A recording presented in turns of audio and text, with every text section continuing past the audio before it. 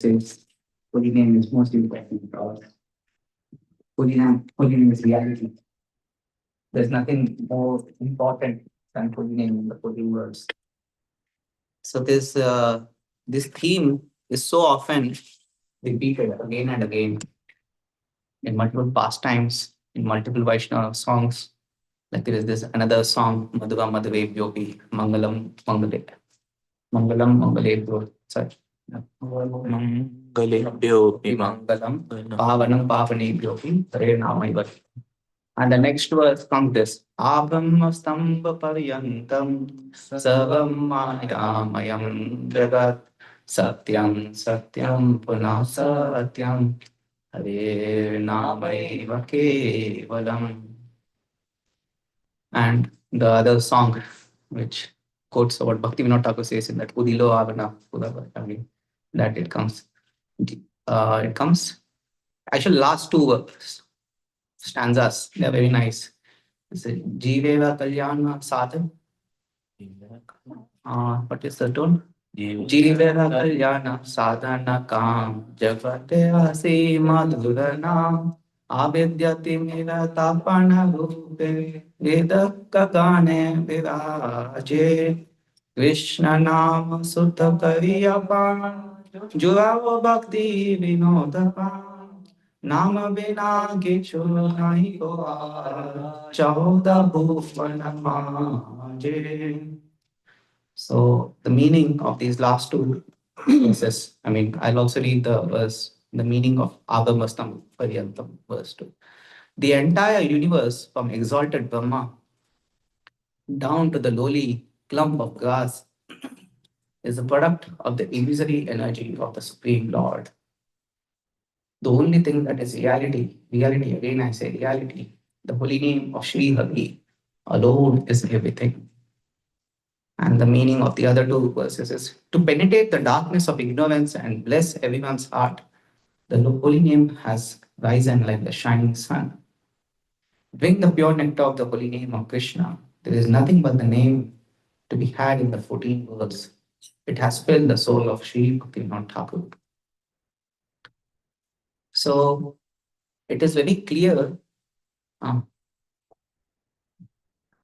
It was, I forgot where it is mentioned that when discussion about avidya and ignorance comes, Bhagavatam, it is explained that Brahmaji, he arranged the avidya, the ignorance to be in such a nice way. And there were 5 types of avidya, right?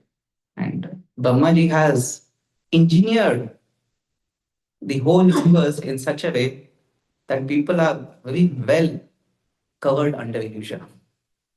And they're so well covered under illusion, as it is said, uh, typically there is not a jail where no prisoner has been able to escape. Every prison has at least had one prisoner who has somehow escaped that prison.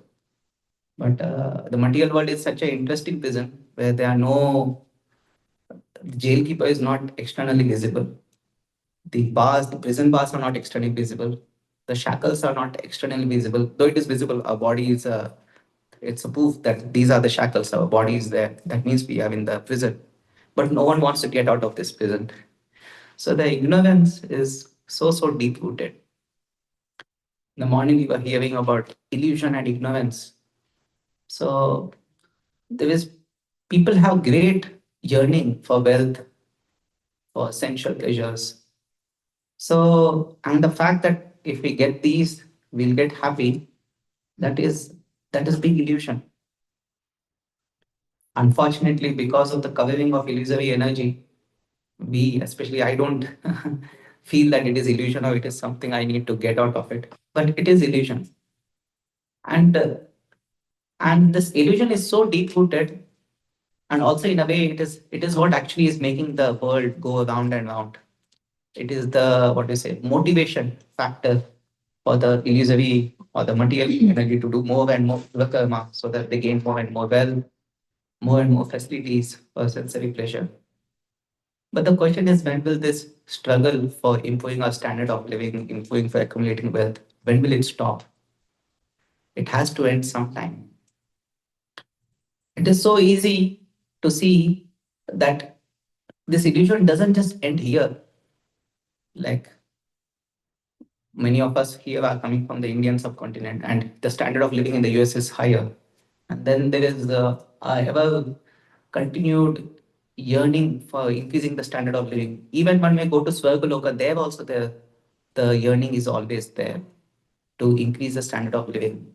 And the illusion is that, okay, if I just go to this, if I go to this next level, then my miseries will end. That is what is the constant, what is it, motivating factor that, okay, I have some miseries, I have some ideas. Oh, see this person has achieved all of it, what I want to be. But if we go deep into that person's life, we start realizing, oh, I think my life is better. So it is often said, advantage advantage of when you do outreach to others, like you spread the holy name, spread Krishna consciousness to others, and understand what the sufferings that people are undergoing. You understand, I think my life is pretty reasonable.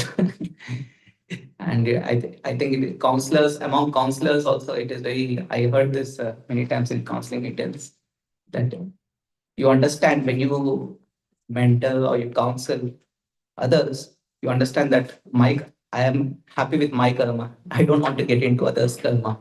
Others. Because everyone is in the same bucket of some misery, continuously pinching. And that misery just keeps on continuing as long as we have this material world. It is okay to know that, okay, this is a misery, this is a medicine, and I can come out of it. But unfortunately, people don't even know how to come out of it and what is the medicine to overcome this misery. So the medicine is holy name. The holy name, it actually gives us happiness. So I was just listening like multiple pastimes where how the prominence of illusion and ignorance is also there in the heavenly planets.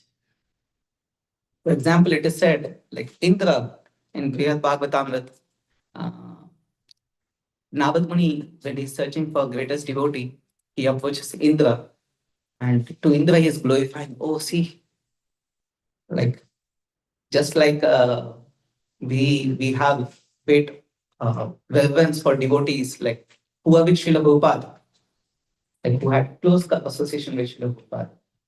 So because they got special mercy from Srila Prabhupada. And similarly, we have special reverence for devotees who are close to very advanced devotees who do render personal service. Now, Narad Muni is seeing there are instances where Indra is performing yajna and offering direct service to Lord himself. Because Vaman Dev is Indra's own brother. And when Indra offers bhoga, Lord personally comes and in front of him is accepting the bhoga. So you can imagine the stature of Indra, both materially as well as spiritually, very high, because he is able to render personal service as well as materially. It is in Mahabharata, it is explained how huge Indra's palace is. It is explained that Indra's palace is 100 yojanas long. 800 miles is the length of his palace. Can you imagine? I think one of the biggest palaces, biggest homes are like in India, there's Rashtrapati Bhavan. I think it has 40 or 50 bedrooms. But even that is not even a mile long. This here, Indra is having 800-mile long palace. So, and there are people continuously glorifying him. But even Indra and other demigods, they have to also suffer miseries. There are many times where they have to leave Indra Loka when demons get powerful.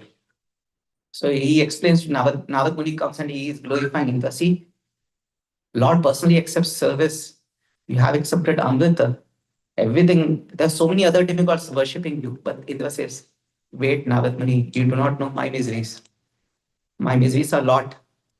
First of all, I also have to leave the home sometimes. Imagine you are asked to vacate your home, which you're used to, which has so many luxuries. It is very tough. It is extremely tough when you are when you're used to experiencing luxuries.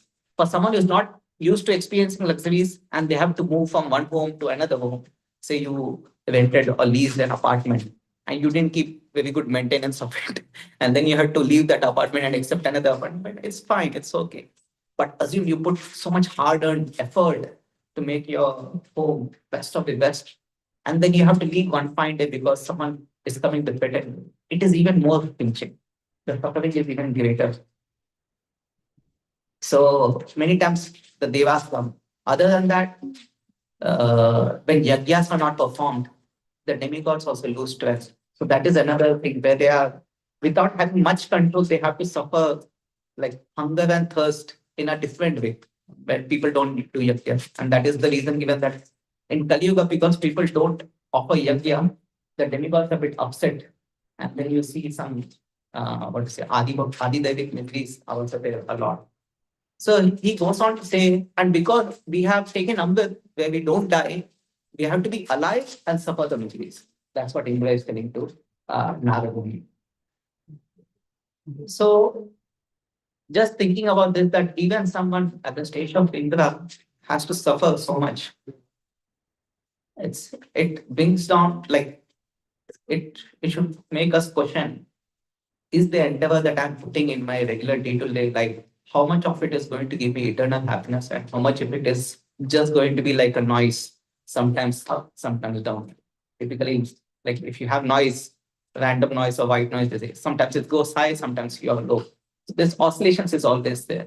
Like in stock market, we are always looking is not the small oscillations, right? We are hoping to, we want that our wealth in stock market continuously rises, even though there are like a lot of oscillations.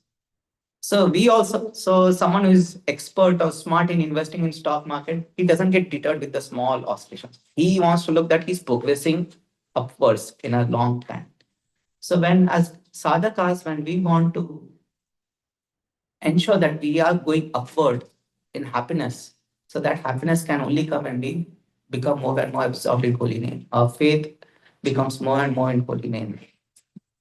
We take more and more shelter in holy name, because that is what can give us actually happiness. That is the actual trend. Otherwise, these oscillations in this world, it will be just like noise, constant noise. And I was hearing in one lecture by Swadhana Samaj, he was mentioning that only in Lord's, only when we accept Lord's holy name or when we hear Lord's pastimes, does this illusion can come out. And there are so many instances, so many pastimes we hear. Um, So we know that when Dhru Maharaj, when he was fighting the Yakshas, at one point of time the Yakshas, they bring they they arrange an amazing illusion where it's like he sees like stool and pus and so many abominable things are falling on him. There are so many abominable creatures who are trying to attack him. And because at that stage, Dhruv Maharaj was in a stage where he was going to win over Yakshas. But then Yakshas showed their excellence in illusion, and they arranged an illusory performance in such a way that Dhruv Maharaj should get discouraged from his battle. But then Dhruv Maharaj, what thing Dhruv Maharaj does? Sages remind him to chant holy name. Yeah, sages remind Dhruv Maharaj to chant the holy name. And then by that, gradually the illusion comes out. Similarly, when Varahadev, when he was fighting with Hiranyaksha, so just like Narasimhadev and Hiranyakashipu had a long battle, Hiranyaksha and uh, Varahadev also had a long battle, and Varahadev was playing. So at one point of time, when Hiranyaksha's many like spears and mace, all of them were not working on Hiranyaksha, on Varahadev, he arranged a big illusion where again the whole atmosphere became extremely dull. There were nude people coming with astras and shastras to attack Varahadev. And there were so many impure, abominable stuff like stool, urine, all of them were surrounding him. So everyone, when the demigods were watching, all of them were very much affected. They were wondering what will happen to Varahadev because this whole environment looks so horrible. Will Varahadev overcome Hiranyaksha? But obviously, Varahadev is Krishna. So he was not affected by illusion. So the point is, when we understand we are so much deeply rooted in illusion, it is only when we take shelter of holy name, take shelter of Lord, can we actually come out of this illusion. So so yeah, I would like to recap what I was trying to say in a few minutes. So what I was trying to say is that we hear so many Vaishnava songs, so many like what you say books. Our acharyas say that holy name is the most important. Holy name is the reality. So sometimes we hear this, but it doesn't penetrate us. When it doesn't penetrate us, we have to take shelter. It just means that we have to take shelter of holy name even more strongly. Sometimes we don't take shelter of the holy name is because we are so much deeply in illusion where we are just hoping that, okay, I just want to get some of my material arrangements around me, like take care of it, and then afterwards I take shelter of it. We hear that how Maya attacks devotees by.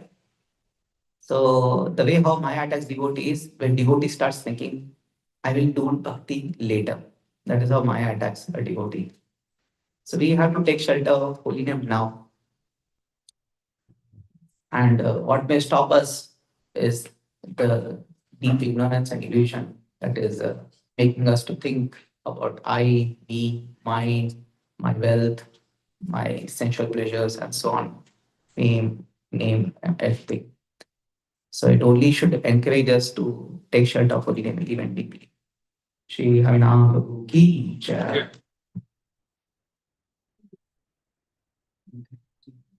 That's good.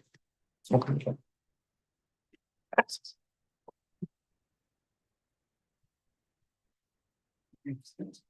I'm going to 2 minutes even that. You can tell me. Okay.